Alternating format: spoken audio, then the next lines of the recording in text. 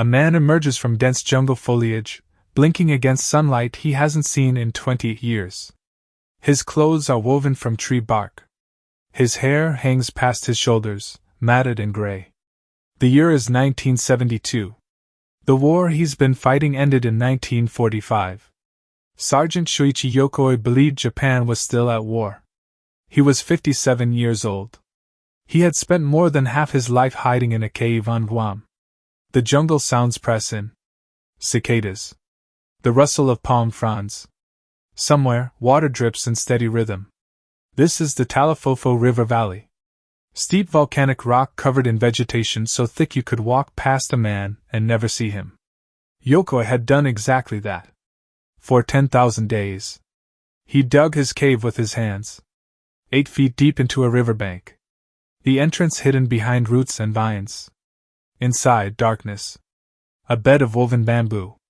Tools made from scrap metal. A calendar scratched into stone. Every mark represented a day of waiting. Waiting for Japanese forces to return. Waiting for orders. Waiting to be found. The camera moves slowly through the reconstructed cave. Everything is miniature, precise. A loom made from sticks. Fishing line twisted from hibiscus fiber. Clothing stitched with bone needles. Yokoi was a tailor before the war.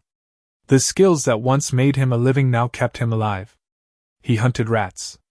He ate frogs, snails, coconuts, mangoes when he could find them. He fished at night when the moon was dark. He never lit a fire. Smoke could be seen.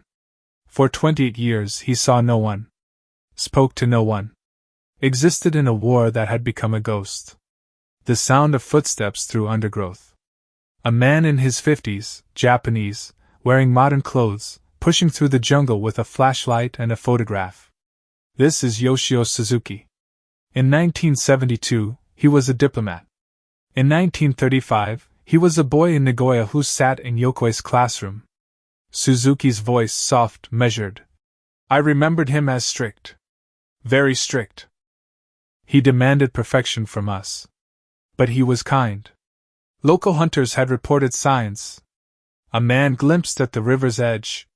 Traps that appeared overnight. The Japanese government sent search teams. They found nothing. Suzuki volunteered. He had a theory. If Yokoi was alive, he wouldn't surrender to strangers. He wouldn't surrender to Americans. He might surrender to someone he knew. Someone from before. The jungle at night. Moonlight filtered through canopy. Suzuki sits outside a cave entrance, waiting. Hours pass. The only sound is breathing and insects. Then movement. A shadow against shadows. Yokoi emerges slowly, a sharpened bamboo spear in his hands. He's barefoot. His eyes are wild, adjusting to the flashlight beam. He raises the spear. Suzuki speaks. Not in commands. In the careful, respectful Japanese of a student addressing his teacher. The spear lowers. Yokoi steps closer. His face changes. Recognition struggling against disbelief. Silence. Just the two of them. Teacher and student. Decades collapsed into a single moment. Suzuki's voice. He asked if I was real? He thought he might be dreaming. Or dying. He said he'd been preparing to die for years. Suzuki pulls out newspapers. Photographs. Proof. Tokyo rebuilt. Modern cars. The 1964 Olympics. Emperor Hirohito still alive, still emperor. Yokoi's hands shake as he holds the papers. His lips move, reading. Rereading. Then he asks the question. The only question that matters to him. Did Japan win? Suzuki's pause. The weight of what he must say. No. Japan surrendered. 27 years ago. The sound Yokoi makes isn't quite a cry. It's deeper. Something breaking after holding for too long. He sits down heavily, the newspapers falling from his hands. Everything he'd endured. Every day of hunger and isolation and vigilance. It was for nothing. His country had lost. His emperor had surrendered. And he had hidden in a hole in the ground. Suzuki sits beside him. puts a hand on his shoulder. Waits.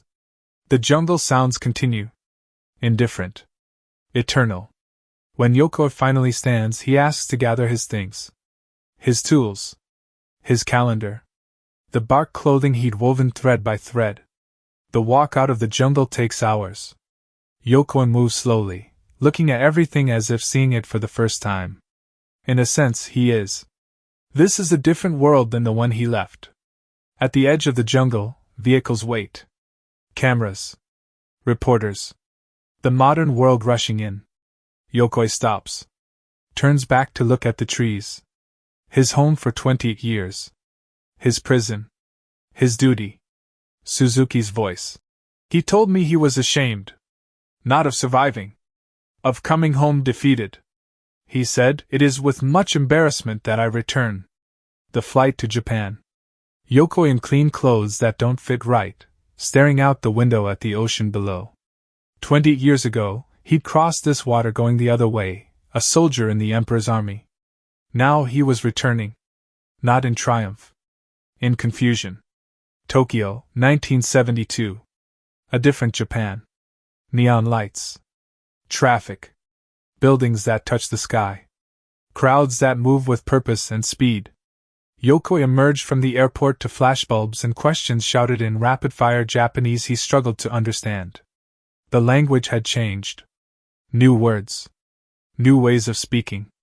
He became famous overnight. The soldier who wouldn't surrender. Some called him a hero. Others called him a fool. Most didn't know what to call him. Archive footage. Yokoi on television, uncomfortable in a suit, answering questions with the formal precision of a man from another era. A reporter asks why he didn't surrender. Why he stayed. Yokoi's answer is simple. Direct. He had his orders. He was a soldier of Japan. Surrender was disgrace. But something else threads through his words. Something harder to name. He had built a life in that cave. A purpose.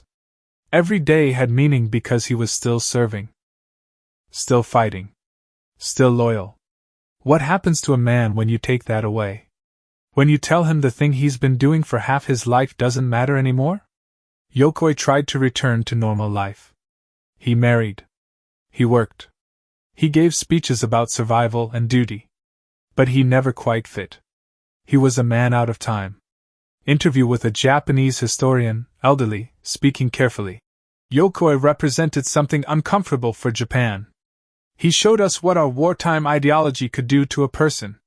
How completely it could consume them. We wanted to move forward. He reminded us of what we were trying to forget. The cave on Guam is still there. A tourist site now.